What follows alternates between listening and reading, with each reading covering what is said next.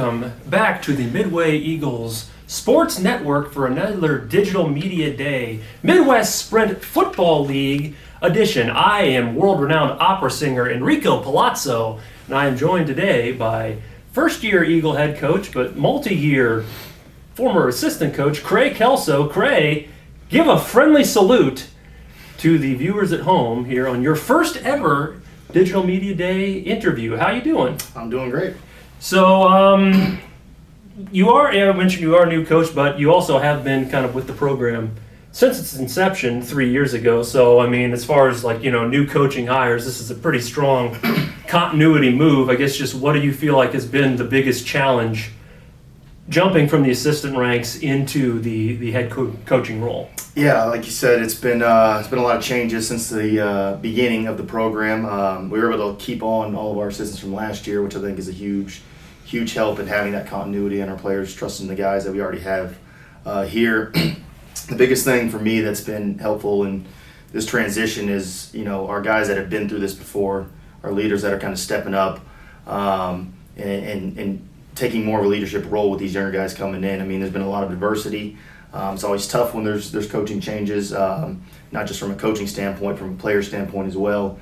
Just kind of, once you start building something up and things can change. And I think, we've had a really, really good spring.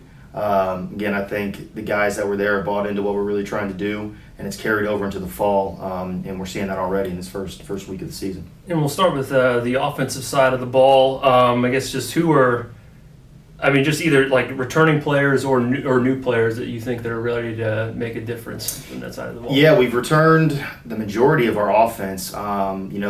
We struggled a little bit at times last year. Some games were pretty decent. I think we ended the season on a strong note, and the majority of those guys are back.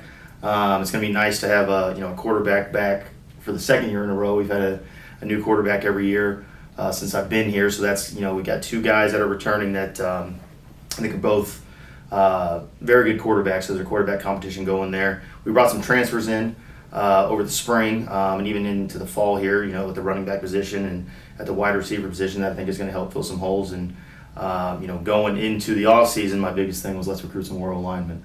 We were able to get that done, but we will have an older O-line group, which I think is also going to be extremely helpful moving forward. And I guess kind of the same thing defensively. What do you think is like the strongest unit, and just where are some areas that you think that you might be ready to improve from last season? Yeah, I think last year we struggled more at the defensive back position just due to depth. So we went out again and got more guys on the defensive back side of the ball. I think defensively we're pretty strong within the box, and now we're just kind of finding some of those guys that are maybe younger at the cornerback position.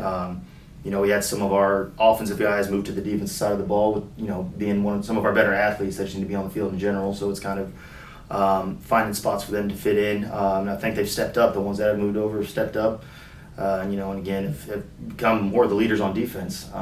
So again, having some upperclassmen that have stuck around through all of this, I think it's going to be a huge benefit going into the season. And I know this is the first year we've ever had like an actual senior class. Mm-hmm. Have you noticed anything different, sort of leadership wise this preseason that maybe you haven't been in the previous 3 years? Yeah, it's like I said, it's been getting better. Starting even last fall, coming to this spring. The upperclassmen, again, have been through a lot of things since we've been here. And the fact that they've stuck it out and gone through these tough times, I think first shows off, the character they have and the willingness they are to stick around through this program.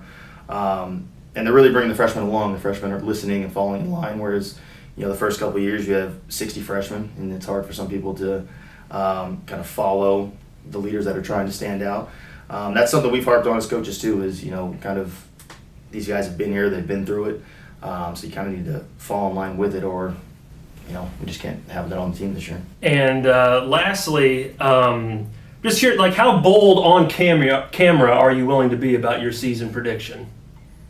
What would be I'll just say I feel very confident about this season. All of our coaches feel extremely confident, and I'm thinking the players are also feeling very confident, so I'll just leave it at that. Okay, that might be slightly more measured than some conversations we've had off camera, but this, for the record, yes, we're improvements across the board. Yes. The Krae Kelso guarantee. Throw him a double thumbs up to know it stands for something. Yeah. Well, thank you, Coach Kelso. Yeah. That will conclude the coach portion. Why don't we start the player portion right now with Mike Anderson, defensive back, Zach McGahan, offensive lineman, here to discuss their expectations for the season. And guys, kind of something talked with Coach Kelso, but as far as I know, there's been a few coaching changes, but was this one, with him being with the program as long as he was, did it feel smoother than it has in years past?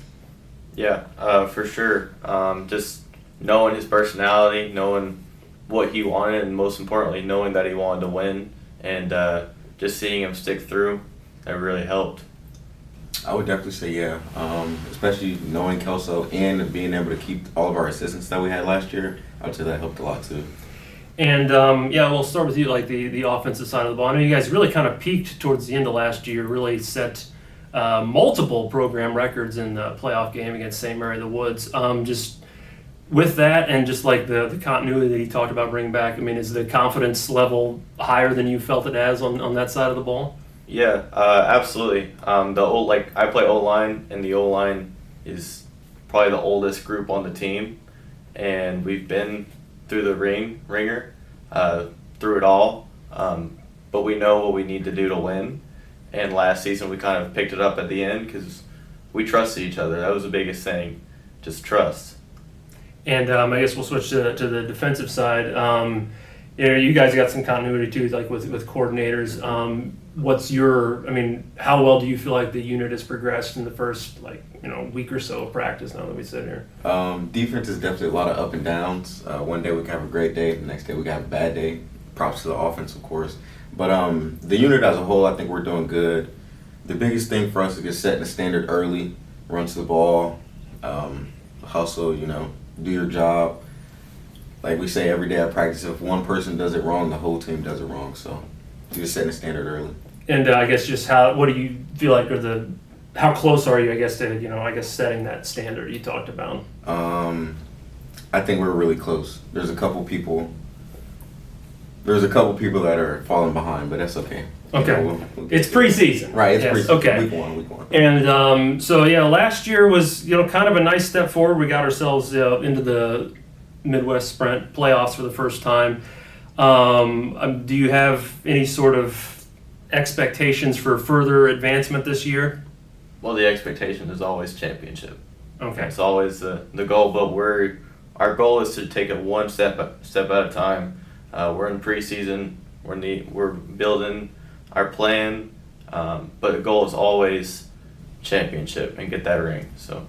Yeah, just to piggyback off what Zach said, it's one win at a time. We have to wake up every morning. We have to go lift weights. We have to practice. We have to win one thing at a time to get to the big goal. And you got a big, one of the better teams in the league, St. Mary of the Woods, coming here week one. Are you guys? Do you enjoy playing a quality opponent like that week one? Do you feel like that is a good measurement for where you might be towards the end of the year? Oh yeah, I always love competition.